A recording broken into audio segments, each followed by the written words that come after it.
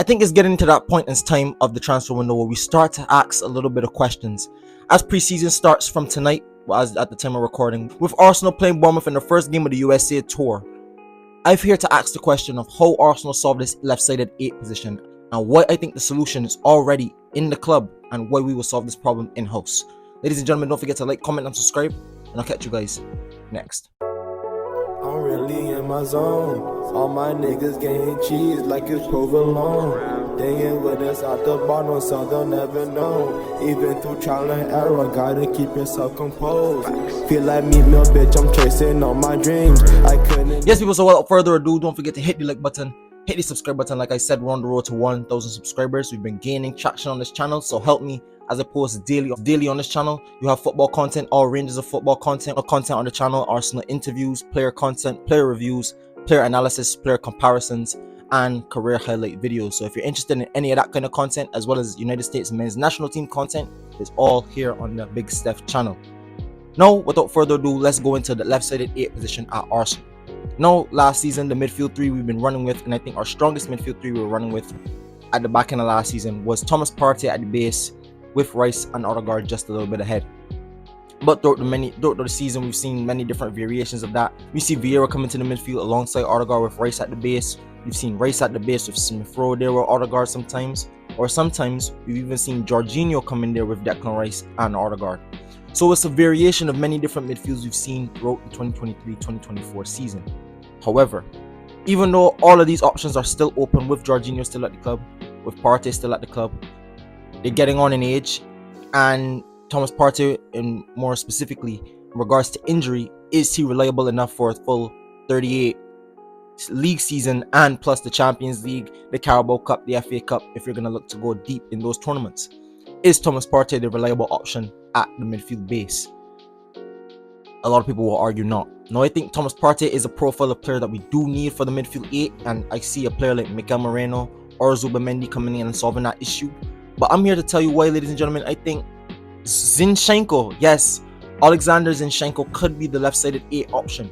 No, it all comes down, and in theory, all comes down to whatever we decide to do with Declan Rice. I think Declan Rice and his progression in Arsenal Football Club is a big indicator as to what I think will happen with the squad role.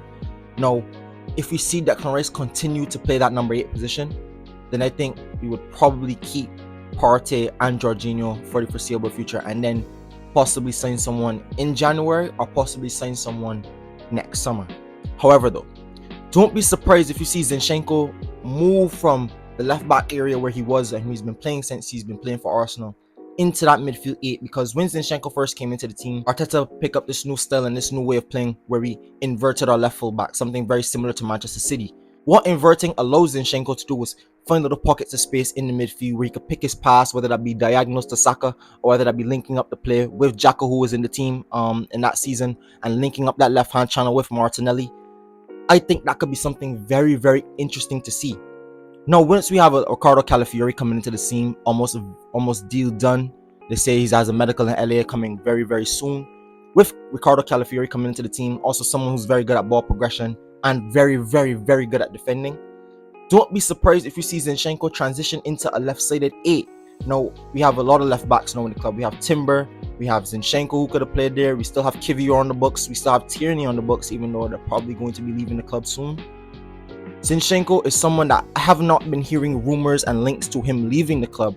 So do not be surprised if Zinchenko transitions into that left-sided 8 position. He plays midfield for Ukraine, and he's played midfield before for Manchester City when he was once a member of their squad.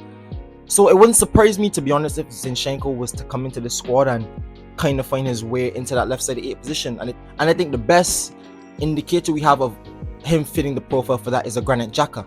Granit Xhaka was someone in there who could, yes, do the defensive work, could play through the lines and play well. But one thing about Granit Xhaka, he always kept the ball moving and ticking over, and kept the squad moving and kept the teams in front of him moving and shifting from side to side.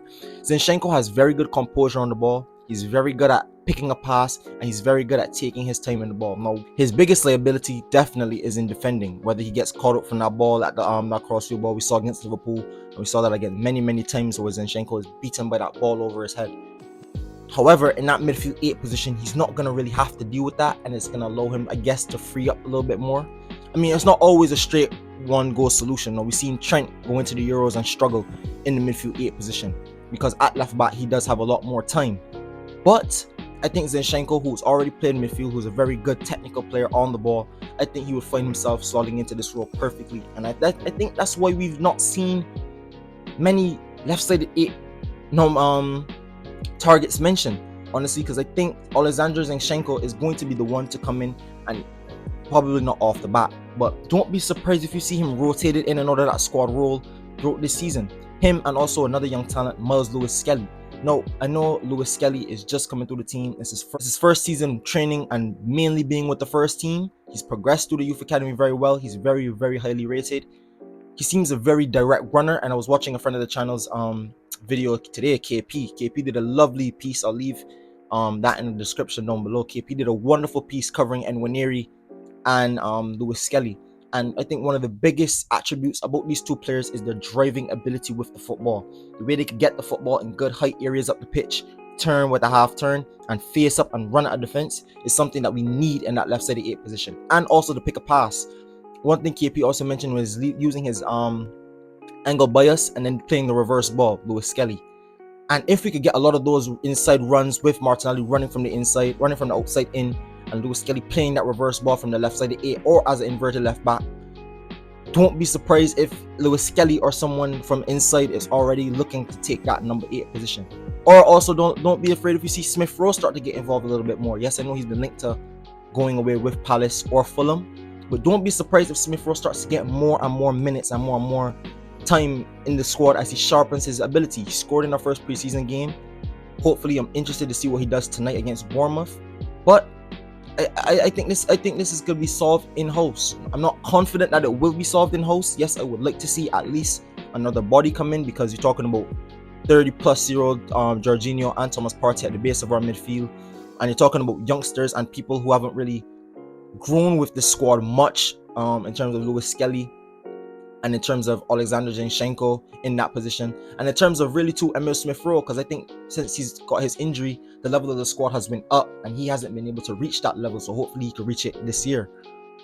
So am I fully confident in saying that this problem can be solved in-house 100%? Not really. But do I think the profile of player that we need is already in the club?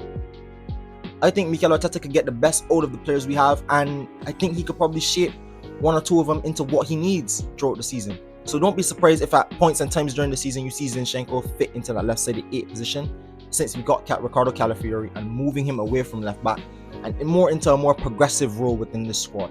And I think that's what overall Mikel Arteta always wanted. Players that are able to come into the team regardless of position and always be able to do a job. Similar to Gabriel Jesus, playing up top as a striker and playing on the wing. So you guys let me know in the comment section down below what you think about this move. Can you see Zinchenko or Lewis-Skelly or Nwaneri or Emil Smith Rowe taking over that left-sided 8 position, since really and truly we don't know if we're going to get a signing in at all for midfield. Yes, we've been linked with Mikel Moreno, but will that deal get done? Will it get done? I don't know. It's stalling right now, but we'll see. So you guys let me know what you think in the comment section down below. Don't forget to like and comment and subscribe to the channel. We're on the road to 1,000 subscribers. Help me get there. We've just surpassed 600 subscribers on the channel. So first of all, I want to say thank you. And thank you for all the love and support you've been showing to the channel. So without further ado, I'll catch you guys in the next one. Peace.